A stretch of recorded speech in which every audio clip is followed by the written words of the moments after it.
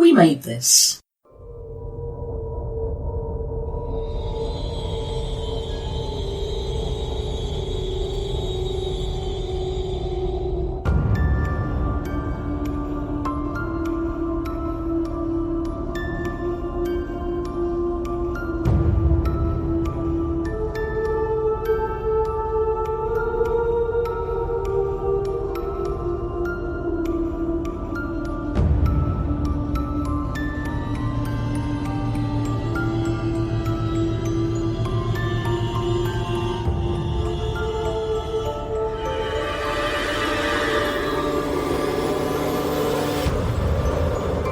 Hello and welcome to CHUCKYVISION, the podcast about Chucky and Child's Play and various Chucky-linked things here on the We Made This podcast network. My name is Mark Adams and I am your host for this special extra episode. And alongside me is my co-host, Devon Elson. Hello, Dev. Hello, Mark. Well, Dev, I'm sure people aren't surprised that this extra episode has appeared because it's appeared a couple of days after a new trailer for Chucky Season 3. Yes, we did talk about it when we were talking about the teaser. We were like, not much to go on here. When's the full trailer coming out? And here it is. I am excited. But before we talk about the trailer, because that is what this episode's about, something that we said in our last impromptu episode has been confirmed. Do you want to go through that? I almost went into it excited then, like, we called it, but there's not much to be excited about. It's not a great thing, but it's a necessary thing. If for more detail, listen to our last episode. We talked about the strike, how it's affecting things. We're completely on their side, not the studio's side. They've got to pay up. Fuck the studios, cunts. Pay money. Exactly. But because of that, they only got 6 episodes in the can, and therefore they just announced that they are airing 4 episodes in October, and then the second half of season 3 will be unknown sometime in 2024 when the strike is resolved. And we managed to call it because some random website accidentally gave that away. Nobody else seemed to mention it except for us. Really? I thought everyone had at least predicted it would be. Well, people were predicting it, yeah, but we found quote-unquote evidence. Evidence that disappeared? Yeah, which only furthered the proof that it was evidence. No one else saw it. Okay, conspiracy Dev. But yeah, it's not a surprise. At least not to us. But at least we're getting 4 episodes now rather than having to wait. I think they made the right choice. And I'm very much looking forward to October being Chucky month.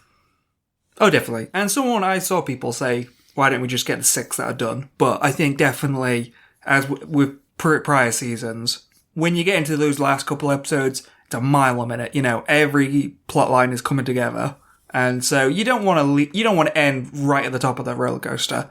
The first half will be great. The first half will have plenty of great stuff. It makes much more sense to me to split it equally, and it may be that there's a kind of suitable cliffhanger or a suitable kind of pause point. You're probably too young to remember the first series of 24. They only commissioned 12 episodes for that to begin with. So essentially the first series of 24 was 12 and 12 because it finished after 12 episodes and they got a conclusion. And then they were like, oh shit, we need to tag another 12 episodes to it. The subsequent series managed to do like 24 episodes, but the first 2, it was basically 12-12. But I think it would just be silly to leave just 2 episodes. I feel like this is the right choice. Yeah, way too long a wait for just 2 episodes. I think so. Someone I know speculated that if there's a Series 4, we'll also get Series 4 in 2024. And I'm like, no, we won't. Nah. No, that's not how it's going to work. It would be nice, but I think that's remarkably optimistic. No, because it's a strike anyway, so yeah, even in private, they shouldn't be writing it until it's resolved. So season 4 isn't even going to begin on the page until the strike is resolved. So I think where he was coming from was that, from what he's seen, people who've got screeners, we fucking haven't, but people who've got screeners have responded very positively to Chucky Series 3. So it's looking like if, the viewing figures match the critics' opinion, we probably will get a series 4 of Chucky. But that is so far down the line. And the strike could last a very, very long time that I don't even dare speculate, really. Yeah, let's not think worst case scenario, but it could end before 2024. It could end way after. Not 2025, but way into 2024. You'd think if it was going to happen quickly, it would have happened already. Well, they're already putting out, not to get into it, we'll get into the trailer very soon, but no, they're already putting out numbers like, the studios have lost 500 million. It's like, how long, you're going to wait until you lose $1 billion? It doesn't make any sense. Yep. Pay people. Get on with your shit. Make money. Simple. Right, let's talk about the trailer. Mm-hmm. Now we've done our bitch. So, it is about 2.5 minutes long. I don't know about you, Dev, but I'm really fucking excited having seen that. I think it's going to be huge amounts of fun. Yes, it's a proper trailer. It really introduces everyone. I think maybe a couple of the first names are in it, but I double-checked IMDb, and now a bunch of the characters do have names.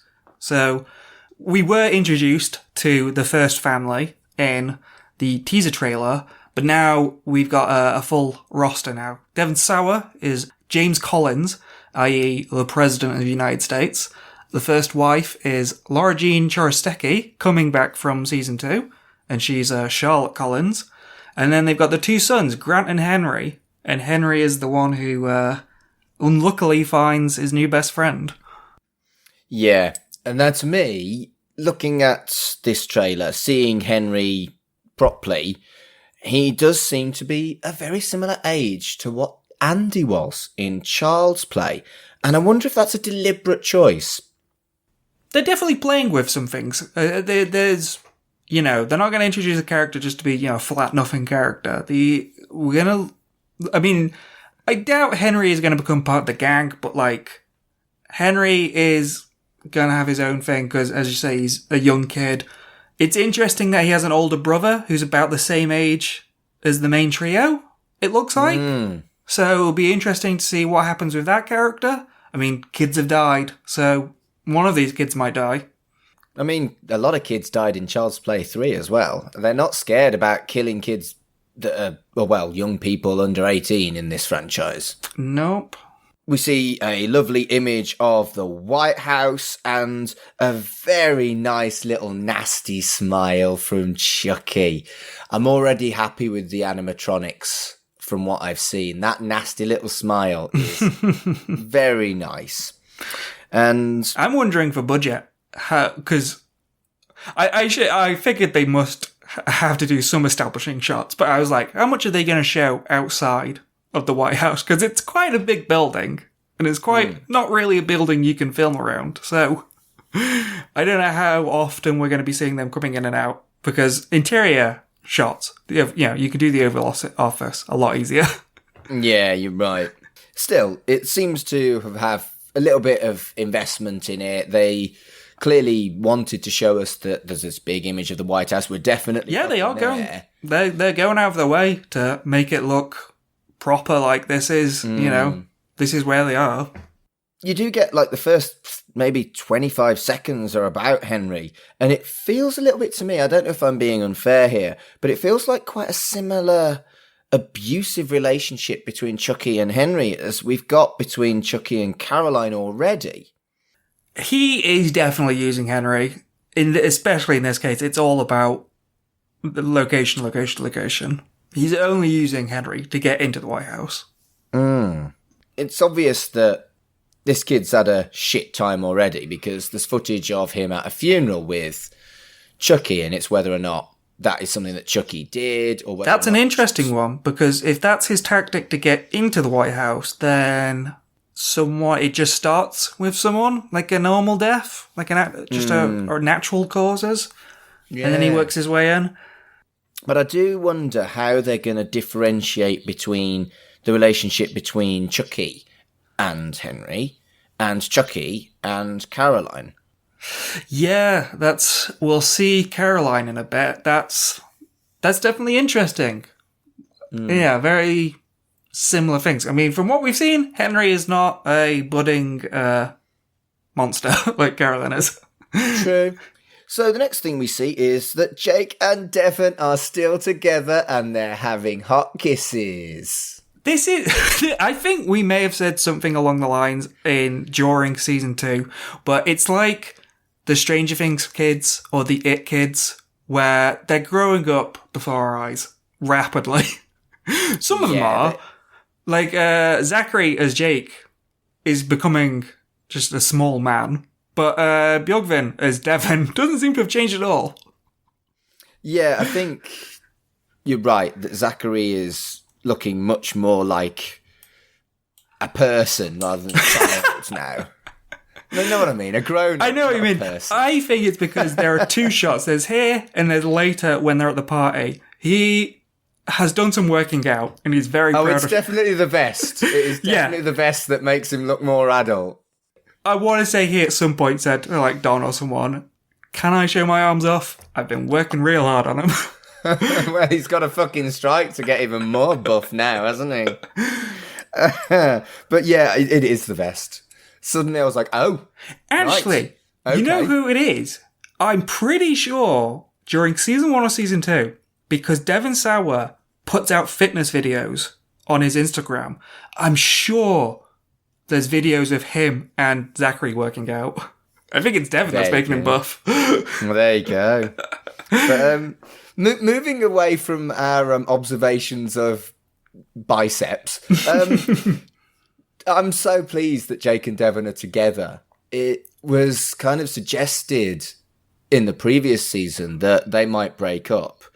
And I guess the relief of Chucky being dead, in inverted commas, has allowed them to become closer despite their differences over Chucky, because if Chucky's not there, then they don't have those differences anymore. Yeah, we don't get any inklings of where their story will go in season 3. It's a tricky job for Don and the other writers because they've already done the get-together in season 1, and they've already done quite a bit of relationship strife in season 2. If there's more strife, it's got to be different in season 3. I would quite like there to be no strife. Happy couple. That's also a possibility. I'm not sure how much of a possibility it is. And then, we see Lexi and the Wi-Fi gag. It's so Chucky. It just feels right. It feels like the horror and the humour that they have established, that real balance that we now feel comfortable with in the Chucky franchise. They've really hit the right notes with that. Chucky getting frustrated with Wi-Fi is great. You've got to remember, old man in doll's body. He's going to be vexed with Wi-Fi and a bit clueless with tech. So I was ready for a gag after the kind of grim start. And there was definitely plenty of phone jokes in season 2 with him taking his selfies and that. True. Oh, that was great, that was. So next up we see Jennifer Tilly. Jennifer Tilly returns. I think we already knew she was definitely coming back, but it is nice to see Jennifer Tilly. And in inverted commas, Jennifer Tilly, which is Jennifer Tilly's body with Tiffany in it, is in prison. So she gets caught. Quite a shock that they, quote-unquote, spoiled that in the trailer. So I guess that's going to be a big part if that's something. But even then, even episode 1, episode 2, give that as a surprise. But no, that's interesting where they're going to go with that if they want to get that out there quick. Yeah, and it's an interesting one. I think trailers can and sometimes should give you a little ooh moment, like, ooh, Jennifer Tilly's in prison. I don't think that's a problem, spoilers-wise. I think it's possible, and certainly has happened in the past, where trailers are way too spoilery. But I think this one little tidbit is really nice, actually. It gives us something to go, I wonder how she gets there, rather than, fucking spoilers, Exactly. Showing us that early means that Tiffany in prison is going to be a through line. And there's going to be material to that. And also, as you said, there's a couple shots near the end of the trailer that are very much following on from one of the cliffhangers of season 2. And so we still don't know how she ends up in prison. Maybe she doesn't immediately. Maybe it takes an episode or 2. I think it'll be in the first 4 episodes, the ones that we see, though, because I think it would be really churlish for them to put any footage from episodes 5 and 6 in there. I think that would be annoying for the fan base, and I think they know that. They must know that. I would imagine maybe all of this footage is from the first 4 episodes. Yeah, I think so. And it looks like Tiffany is willing to help the good guys now, which is interesting. She did offer information, probably because she knows she needs some good words on her behalf in her. True. And then next up we see Caroline being creepy as fuck. Oh no, do not like. Yeah. What a bit of a shame after the really nice send-off Andy gets in season 2. Things are not looking good for him pertaining to Chucky and Caroline now. No. I think the full finish of the send-off is interesting. Let's talk about that, actually. Who it confirms is there. I saw Nika and Andy. I didn't see Kyle or anyone else. That's true, yeah.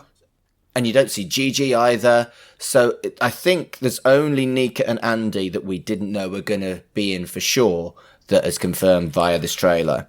Yeah, we assumed they would be back, possibly. Nika, definitely, because she has a plot line. But yeah, we didn't know if Andy was going to come back. And we haven't seen Kyle. So Kyle might not be in the first 4 episodes. But, and again, with this Andy thing, maybe there was a shot and maybe we talked about it, I can't remember. But I remember the season 2 trailers, a lot of that footage was just the very beginning of Andy's plotline, with him driving the truck over the edge. There was very little shown about what happened after, with him being tortured, and him with the big scraggly beard and all that. So, this image of him being tied up by Chucky, that could just be the very start of his story. We have no idea what's going to happen after that. And then we get the marvellous knife drop gag. I popped for that. It's, it felt like info, gag, info, gag. The way that they've structured this trailer to get me excited is good, because I like the lols in Chucky. I like the horror in Chucky, and I'm invested in the characters in Chucky, and it feels like they've hit me with all 3 of those things. And that's a great example, that knife drop of the first 2, in that, yeah, it's a funny joke, but, like, it's a good example if you look at the scene. Yeah, there's a guy with his arm chopped off, there's blood everywhere, so that's quite a bloody kill. That feels like, he's doing a knife drop, so I imagine that scene is going to be a very bloody kill. Yeah, I mean, there's that guy, and then there's later on the woman who gets her throat cut. Neither of those are characters we're supposed to recognise, as far as I could tell. No, it seems like from the teaser, the woman who gets her throat cut is just a secretary. And I would imagine that's an early kill. I don't think she is the funeral one, because Chucky's already in the White House. But I think that is quite possibly an early kill. Yeah, and I think it's similar to the... still interesting, the more inconsequential nun who died in the trailer for season 2. But it's interesting that the nun gets a heart attack. There were quite a few kills before things went on lockdown in the church. And here, later, there's a line of dialogue that there's a killer in the White House. I really can't wait to see how they pace this as a story, because surely things would get locked down so quickly and so tight. Yeah, I think you're right. I do wonder if the edits of the first 4 episodes have been changed a little because they wanted to split it into 2 seasons of 4. I am going to make a wild prediction. With season 1 and season 2, I believe the second episodes were usually the Halloween and Halloween 2. But as we can see here, episode 4 is Halloween, Season of the Witch. That's what... Which I think is so fucking cheeky. Halloween 3, Season of the Witch, which, for horror fans, it's an obvious and shitty joke of the fact that there's one Halloween film where they thought they'd make Halloween a anthology set of films rather than just Michael Myers.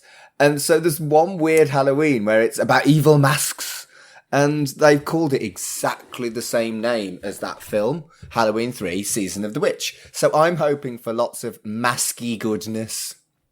Yeah, well, I was about to predict it, and I guess I was already right, just by the titles. But I was going to say, a lot of these party shots at the second half of this trailer really build up to something big. And that seems to be the cliffhanger we get at the end of October. Because something very public and something very bad is going to happen in this party. Yeah, I think so. We see Miss Fairchild as well. So it looks like what we thought, where the kids get adopted by her as a threesome, seems to... Oh, I phrased that badly. As a group of 3, seems to have come to fruition, and that they're living with her. And from what her dialogue shows, that she is completely on board and understands that Chucky is real. So that's an interesting dynamic going forward, that they've got this mentor character that isn't a complete and utter fuck-up like Andy. Yeah, the opening dynamic of where these kids are and with Miss Fairchild, that'll be interesting, because I remember we did a lot of guesswork on how season 2 would start, because we didn't think that there were a lot of random shots of oh god, what was his name, Jake's the kid Jake was hanging out with, the poor kid that dies in episode 1 of season 2. Oh, this little brother. Yeah. Oh, we forgot the little brother's name. But he was Robin. He was dressed as Robin. But terrible people. Yeah, there's a lot of guesswork as to where that was happening, and I think we correctly put together that was going to be the big opening to season 2, and then they would end up in the church. We really don't know, because they seem to be in a good place, these 3. And they seem to be with Miss Fairchild, but then who knows how long it's going to take, because their whole impetus here is, we've got to get Chucky, we've got to get into the White House. So how long is that going to take? So if I am going to criticise anything, it felt like, let's go to the White House, like it's going to the park. Like it's something completely normal and something that's going to be easy for them to do. So I'll be interested. I hope it's not really easy to get into the White House. I hope they have to struggle and stuff. Well, it seems, and I'm predicting here just from putting all these shots together, we can talk all about all the other stuff we see in the party, the Halloween party. That seems to be their way in, them arriving at the party, and then there is a very clear shot of the president looking very concerned and looking at Chucky very curiously. Him picking Chucky up, and then between them two, we see the trio walk into the room, and they lock eyes at each other. So, yeah, very clearly, it seems like their presence at this party is going to not go unnoticed. Their presence in this party in Slutty Chucky cosplay. Let's talk about Slutty Chucky cosplay. That was not something I was expecting. It's great, though. All 3 of them look fantastic. They do. And it kind of suggests to me that perhaps that's what you and I should do for Halloween, is Chucky cosplay. I'm too old to do Slutty Chucky cosplay, and my arms do not look like Zachary's. Do you know, the fucking Halloween episodes always blow my mind, and they're always brilliant, and they're always stupid. And, Hello Kitty Chucky, who knew that was what we wanted? And Slutty Chucky cosplay, who knew that was what we wanted?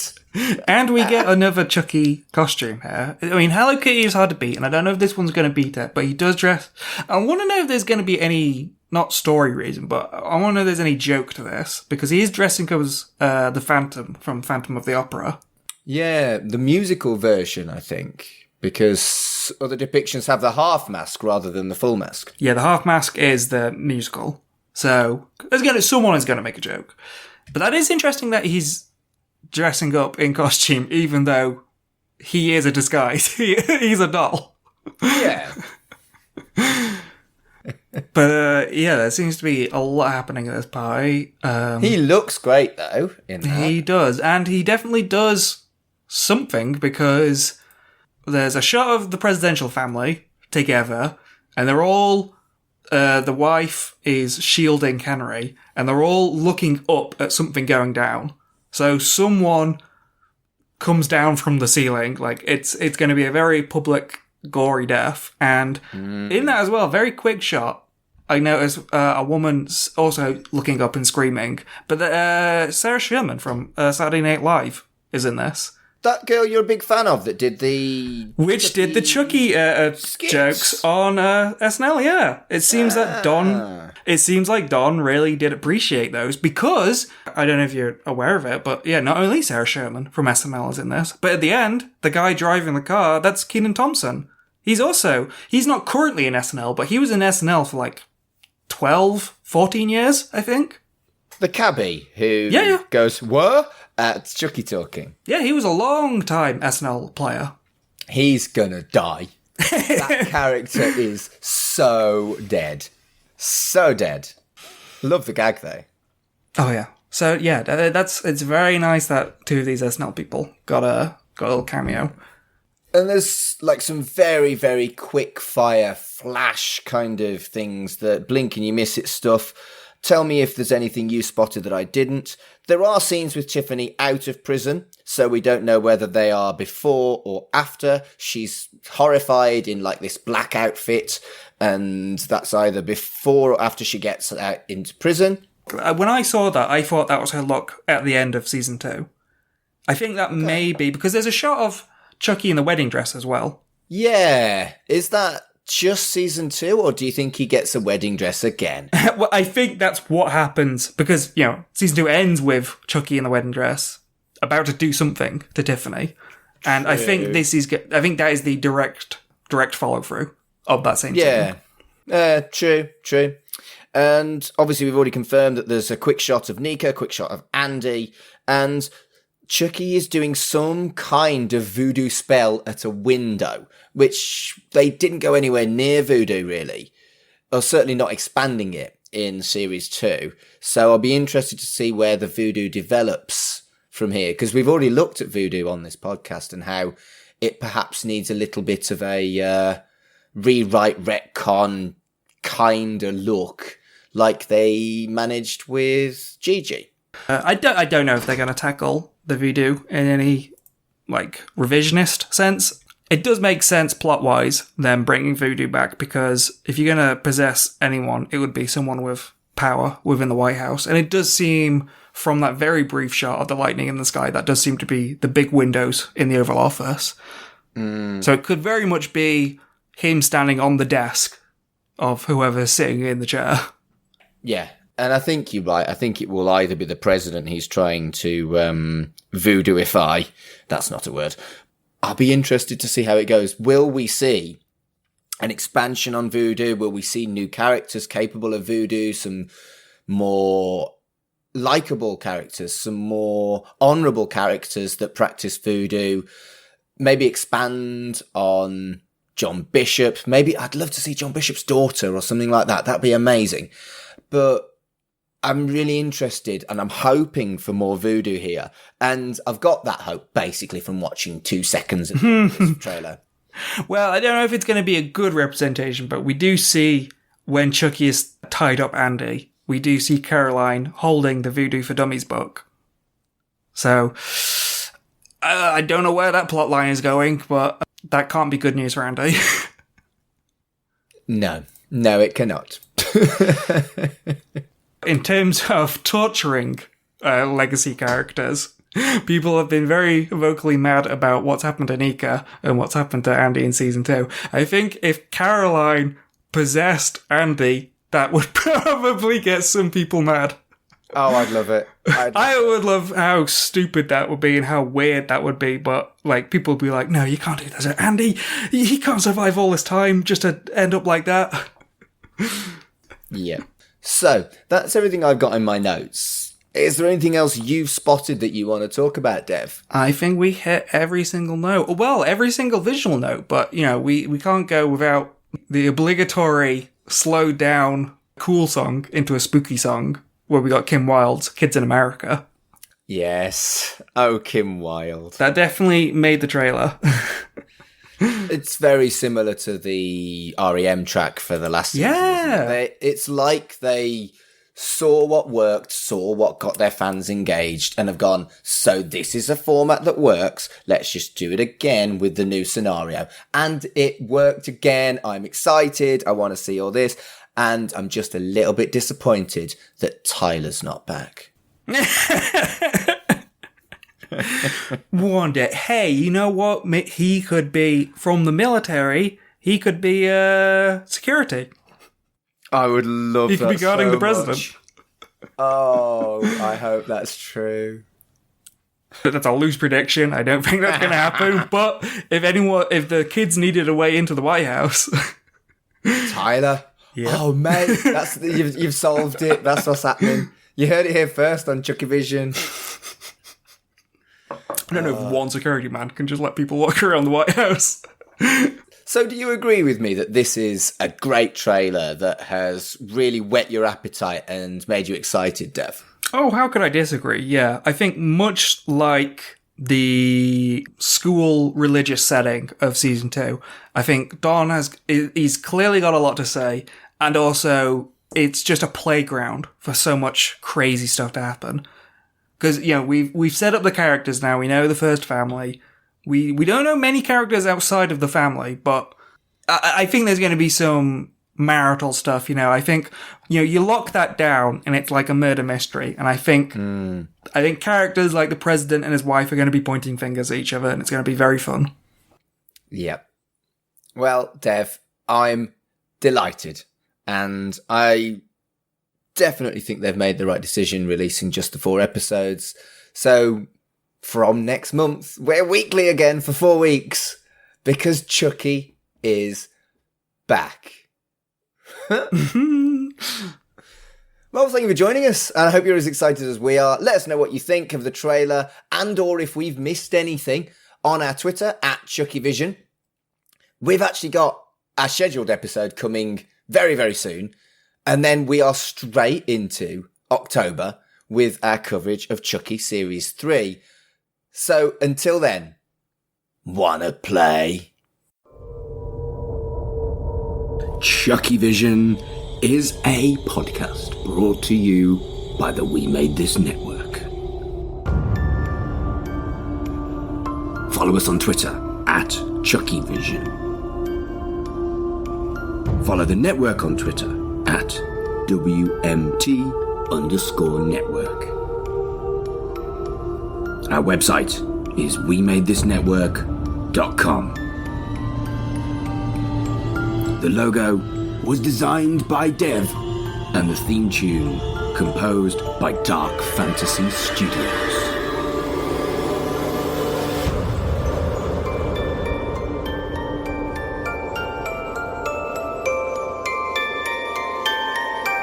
Wanna play? Do you know your Daleks from your Drashings? Or your Zygons from your Zagreus? Do you know what the TARDIS stands for? And do you know which Doctor Who stories featured Kevin Grimlock, the cyborg T-Rex that became the Doctor's companion? Then this is a Doctor Who podcast for you. I'm Baz Green, and in each fortnight I chat to my son Ben. Hello. And the occasional guest as we cover 60 years of Doctor Who on TV, Big Finish and more. And I did really enjoy that one. Except that wasn't really actual pirates, it was Badger pirates in space, but it was still piratey. Badger Pirates in Space? Yes. But I am willing to make an exception for pirates this episode. Donald Sumpter is amazing. I love the fact that he just pops up. He just pops up. Probably Rassilon. Probably. Well, they do confirm later on he is. I think they do. Yeah, he says I'm Rassilon the Redeemer. Of course he does. Bloody hell! And he has the gauntlet as well, which gives the hint of that. Yeah. I'm nodding profusely. Yeah. Very proper classic Doctor Who as well. A lot of it as well. Yes. In a week, has done more for the show than for the last 5 years. I do like how Ross D. Davies is kind of the PR spokesman for the Centurion special. That's quite fun. Yeah. And he's also saying, oh, well, Jodie and Chibnall still have an episode left. I'm not going to tread on their feet, but he is 14, just so you know, for the filming purposes. And a week later, oh, yeah, by the way, these guys are back. Just thought you'd want to know. Find us on the We Made This network. And all good podcast providers. What about the bad ones? Yes, them too. Ah, good. Because somewhere there's danger. Somewhere there's injustice. Somewhere else, the tea's getting cold. You know, we probably should throw that tea away now. It has been sat there since 1989.